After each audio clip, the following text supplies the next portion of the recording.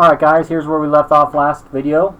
We went ahead and created our very simple printed circuit board with just two layers, only one layer using the bottom track. Real quick, I'm going to show you how to do a ground plane. So let's go ahead and save this printed circuit board if you haven't already. So for a ground plane, basically what we're going to do is we're going to tell it that we want a layer of copper on this printed circuit board, and it's going to be connected to the ground, and it's going to cover almost the entire board except wherever there are tracks, right? So we're going to add a ground plane, which makes things a little simple. So the first thing we're going to do is we're going to delete all of our ground connections. If I click on ground over here in nets, it highlights all the ground connections, right? These are all the ground connections.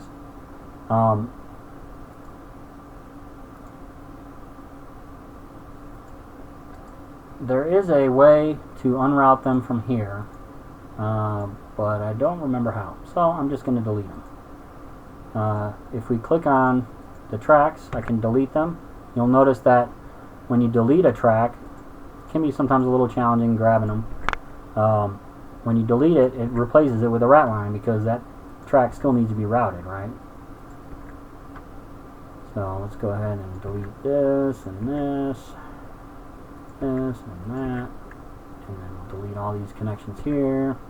So basically I'm just unconnecting all the grounds on this board. Alright, so now we have all the grounds unconnected. If I refresh this, you'll see that the grounds are not connected. So to create a ground plane, first we need to choose what layer we want it on.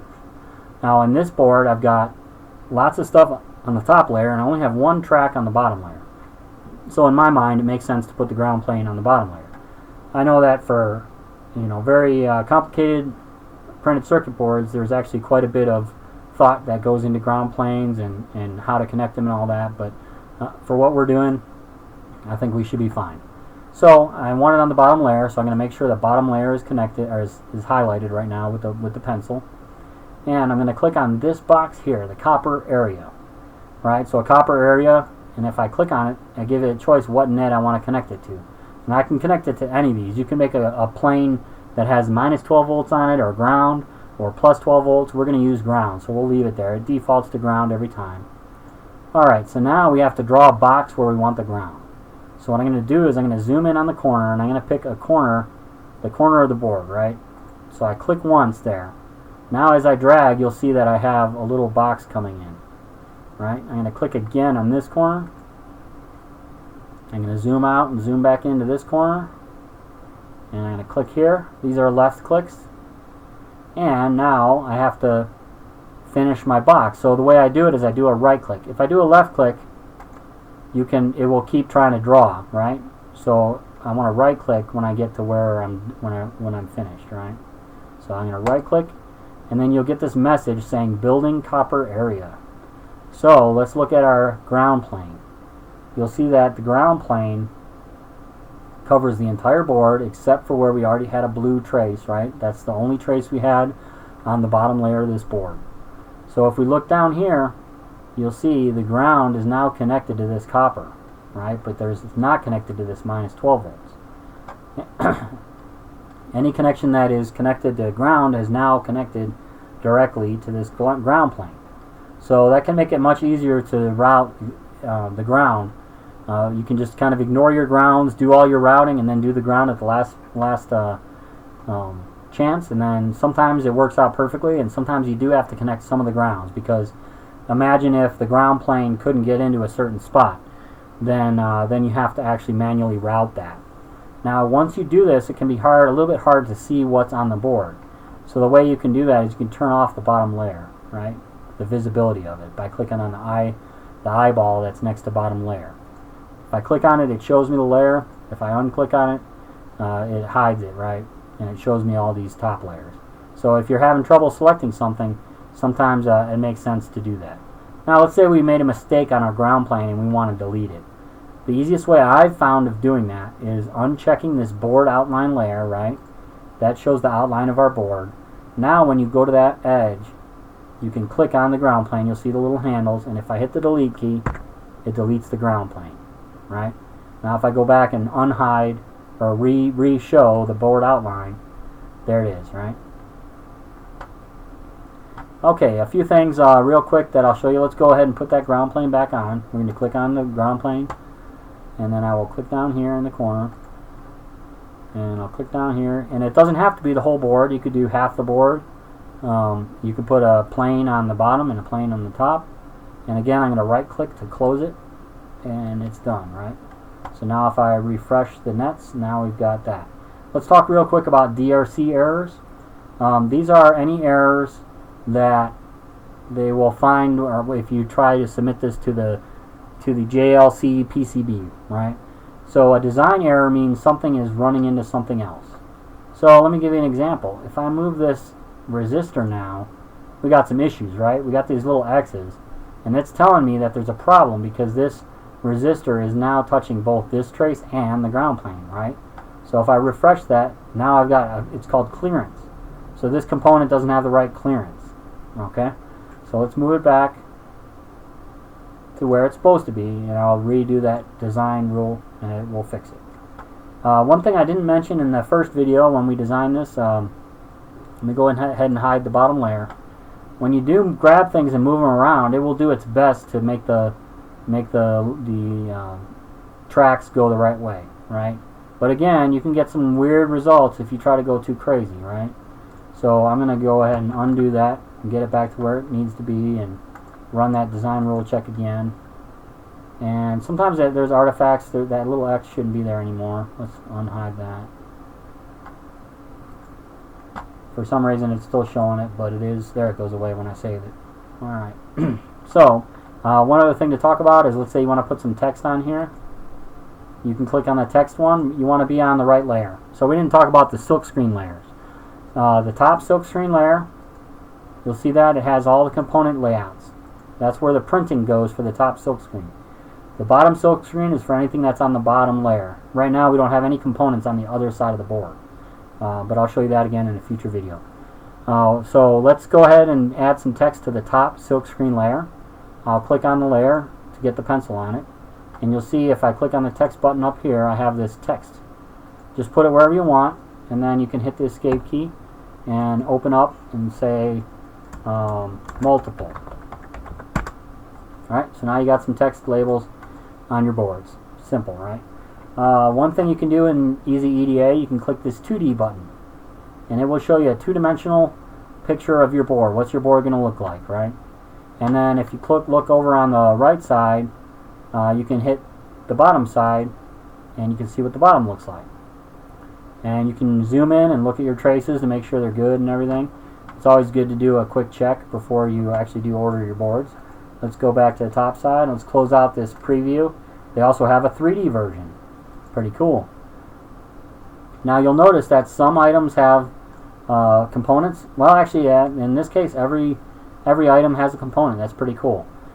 Depending on whether the person that created your library, your footprint, and your schematic created a 3D version of it, it may not always show. But this shows you a nice, simple version of the board, and shows you where all the components go, and sometimes it can help with clearance and things like that, right? Pretty cool. Alright, so let's go ahead and close this out. And then now we want to talk about our panel. This is where things get a little tricky. Okay? What we're going to do is we're going to go over here to our project. We're still working in our active multiple master. That's the project we're working on. We're going to go to File, and we're going to make a new PCB. Right? Now this is a blank PCB because we didn't do anything. Right? So it's not based off of a schematic or anything like that. So what we're going to do now is we're going to set our dimensions for this printed circuit board. We want 0 for the X. The width, we're going to make this one 20 millimeters. I think that's 4 horsepower, right? Yeah, 4 horsepower. 4 horizontal pitch is the correct term. So the start Y, remember we want our panel to be 128.5 millimeters tall. And then we'll put that in both the start Y and the height again, 128.5. Right, we want our board to be rectangular, and then we're going to use inches. Copper layer 2, that's all good. Click on Apply. I think I messed it up. Oh, it's probably because it was in inches. So let's go to Tools, and we'll set board outline.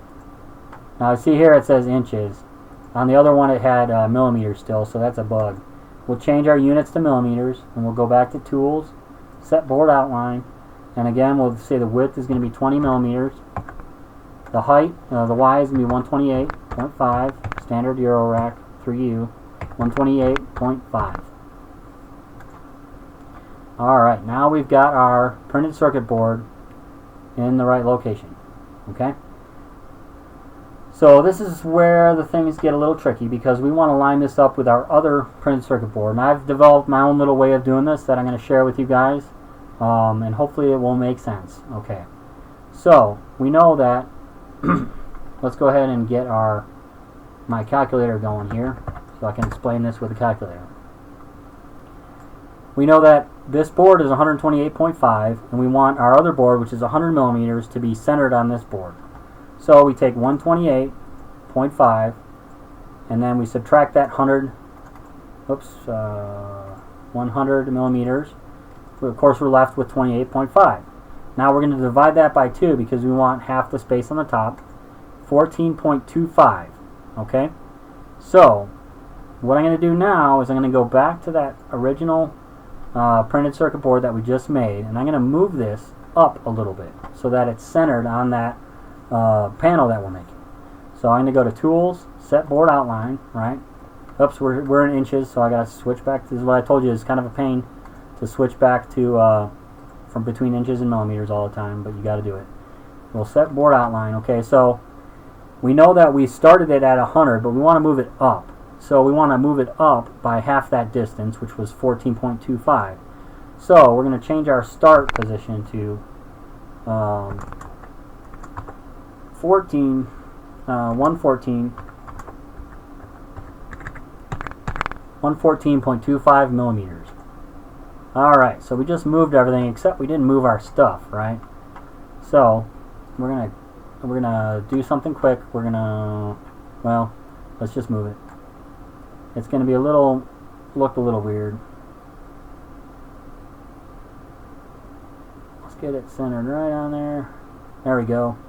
Alright, we just moved our components. You'll notice that the ground plane did not move.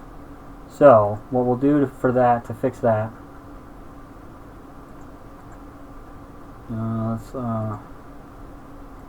we'll click on our ground plane. I think there is actually a tool. Let's see, Copper Area Manager.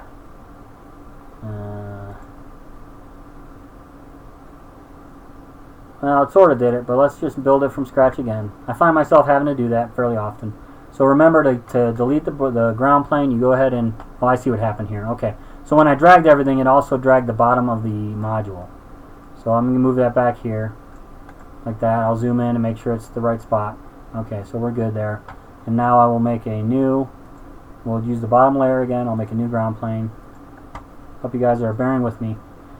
Now, of course, when I do it, I start with the board outline in the right position. All the 114.25 from the bottom. Alright, so why do we want to do that? Well, let me try to explain here. What I want to do is I want to make sure that the holes for these jacks line up on my panel. So the easiest way for me to do that is by having the panel and this lined up the same in EasyEDA.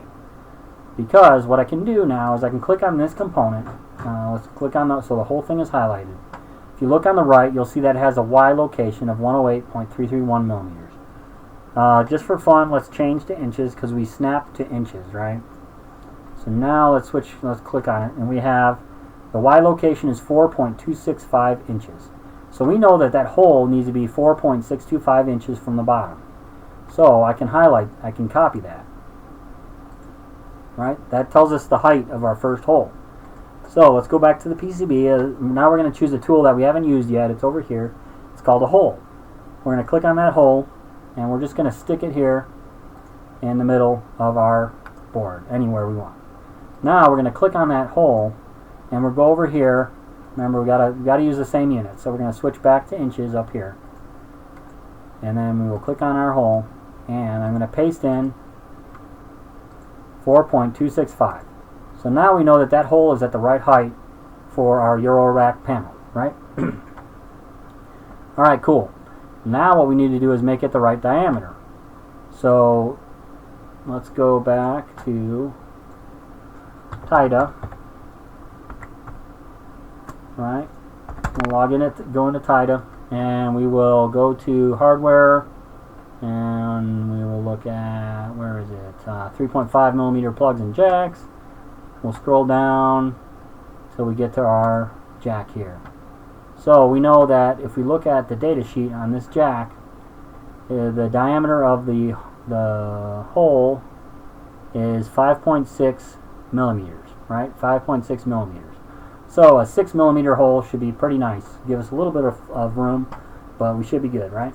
So let's go back here. We're going to click on our hole, and we will change that to 6 millimeters. Of course, we got to switch back to millimeters. Yay! All right, click on our hole, and the diameter is now, it starts out at 2.032. We're going to make it 6 millimeters. Boom, now we've got a 6 millimeter hole, and it's at the right height. But it's not necessarily centered, left to right. So there are ways to center things. Let's try it. I don't know if this works or not. I don't normally use it. Yeah, it doesn't seem to do anything. Let me do, let's see. Alright, I did control and I clicked on both of them. There we go. It does work. So that's one way to center it, is you hold the control key down, choose your hole, choose the outline, and then you can center it using those tools on the top. Alright, we need another hole. We need 3 more holes. So I'll do a control C and a control V. I'm just going to place these guys wherever they need to be, right? So now I'm going to do a control click until I have the X, and then I'll click on the outline and I'll center it. Oops. I lost my centering. There we go. There, now it's centered. I'll do a control click on this one, that one, and I will center it. Control click,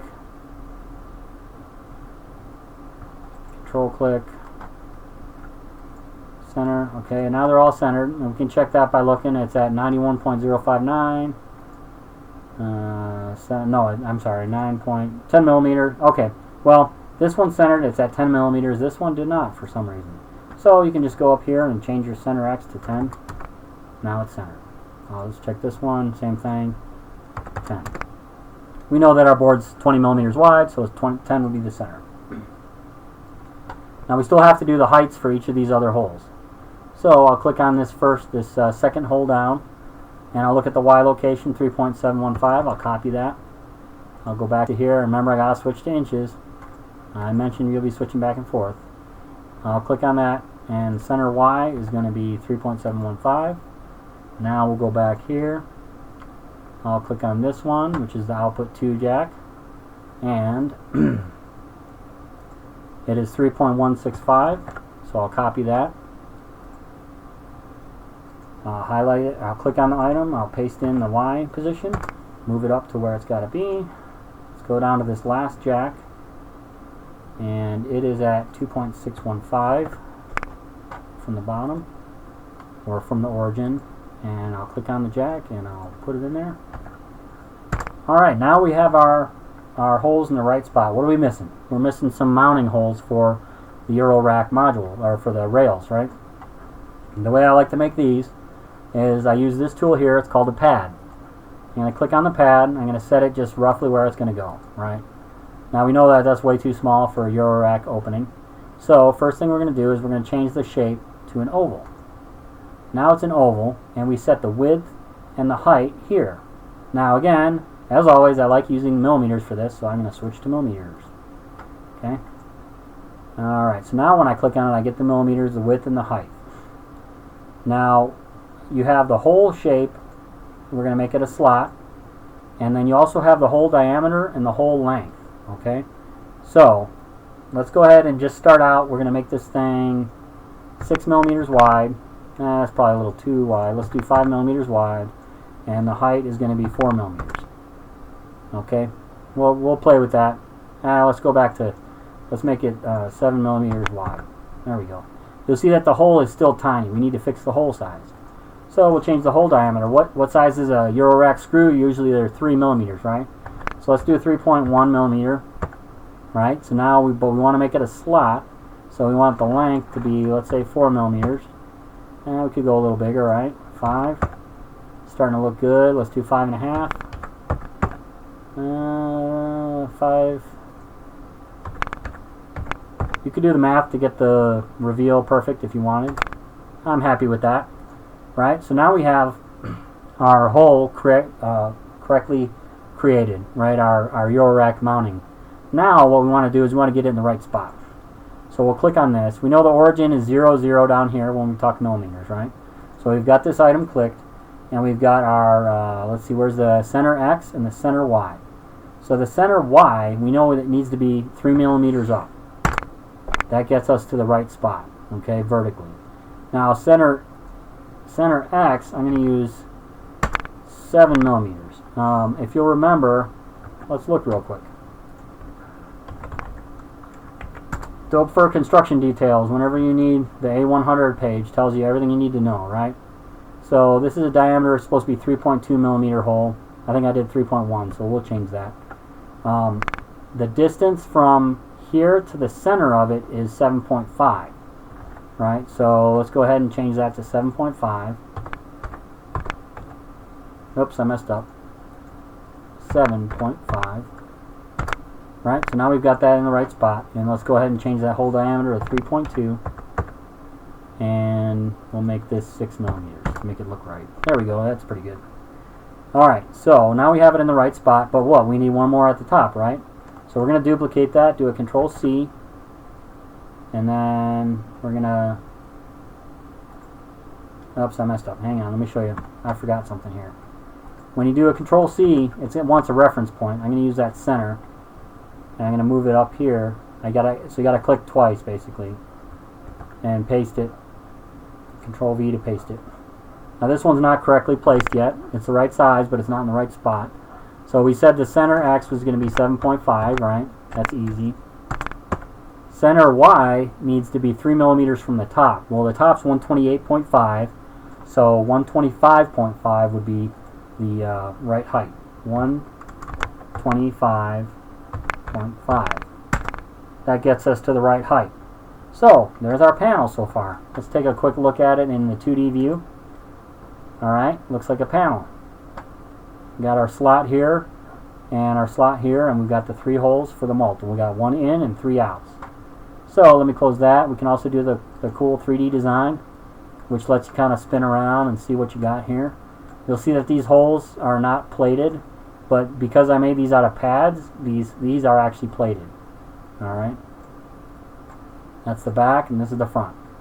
So what are we missing? We're missing some labels, right? Some graphics. Alright. We're going to do it the simple way first, which is we're going to go ahead and click on the top silk layer, and we're going to use that text tool like I showed you before. We're going to put the text on here. I'll hit escape, and I'll double click it, and I'll call this multiple. Oops, I misspelled it. There we go. Multiple. Boom. Right? And then what you can do is you can either do the text tool again. You'll notice it says multiple. It always uses whatever the last thing you type. So let me change this to in.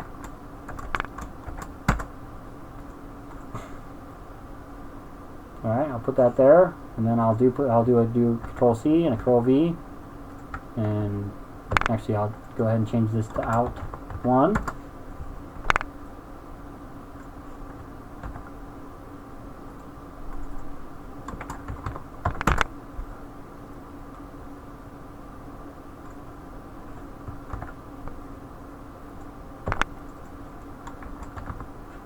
Now when you're designing your panel, of course, you need to take into account the nut that's going to fit on here, right? So this might not be the best placement. It might be better to just do it like this.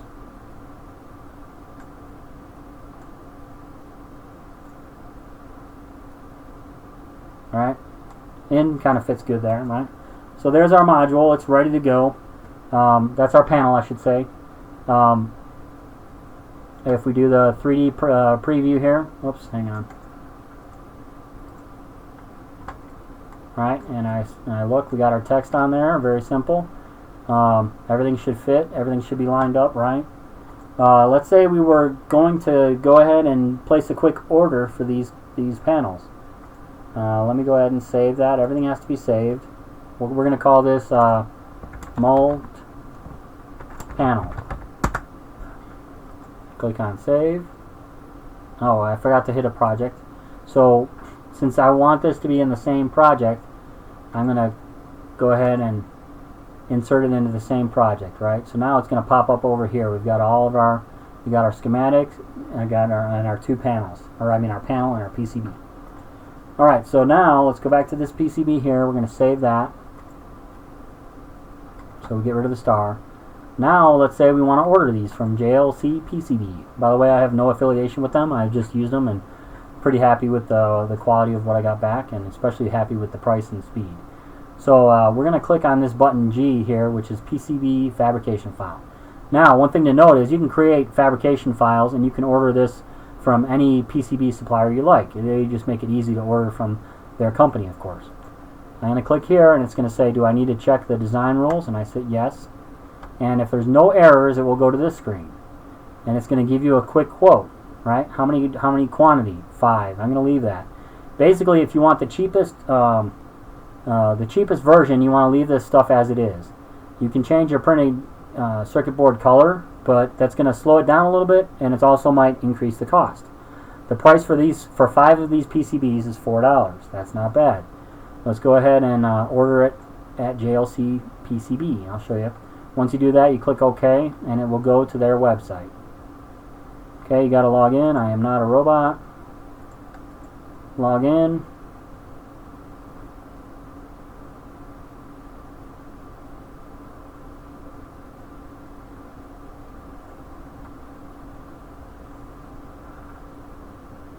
Alright, it's going to show us a preview of the board, which looks good. It tells you the dimensions, 100 by 30, right? Gives you that in inches too. And then it has a whole bunch of options here.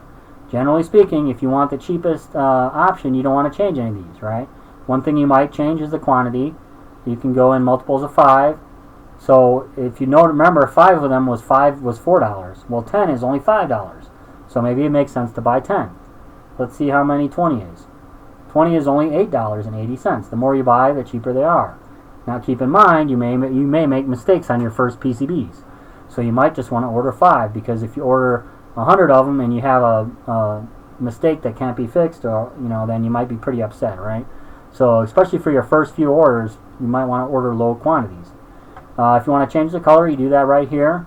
It adds 2 days based on, it tells you right there 2 more days. So if you're not in a hurry, you can change the color and get a cool color. Sometimes it changes the price as well. Sometimes it doesn't seem to do that. Let's see. Sometimes it shows you the special offer, but it's not always accurate. Before it was saying $4. If you've never ordered before, they do give you a bonus on that first one. So if let's say you're going to order this, you would hit Save to Cart. And it's been saved to my cart, okay? Now I'm going to go ahead and close the website out. I'm going to go back to JLC PCB, to EasyEDA. I'm going to close this out.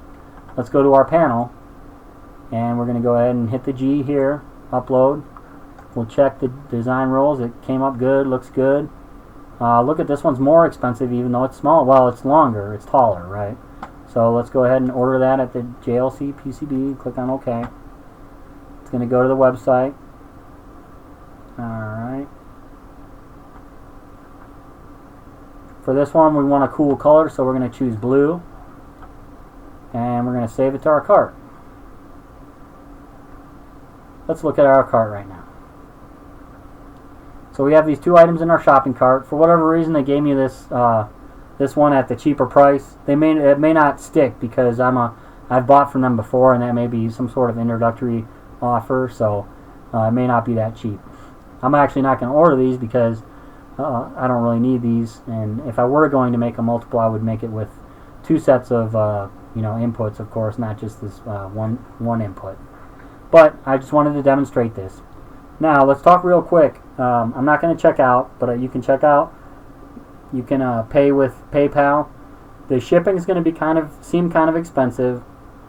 Might be 15 bucks, 25 bucks, something like that. So you need to factor that in. Even though the PCBs are cheap, the shipping is going to raise that price. Now I use the DHL option, and it comes very quickly. You get text messages with updates. I find it to be very good system. Now the way this works is once you order it, you don't actually pay for it. You order it and it goes to their company. Then they have design engineers that look at your design and they look for any glaring errors. Now they're not going to catch if you route something to the wrong pad, but if you have things that are overlapping or you have design rule conflicts, then they'll catch that and then they'll let you know about it. If they don't find anything wrong, they'll approve it, and then you'll get an email saying it's time to pay. Then you pay for it and the whole process starts. So anyways, I hope you find this interesting. The one thing I did not cover is how to get fancy graphics on your printed circuit board in EasyEDA. I'm going to do a short video on that so that you could see one option for doing that, and that's going to be my next video. I hope you enjoyed this video so far, and I appreciate your attention and checking it out.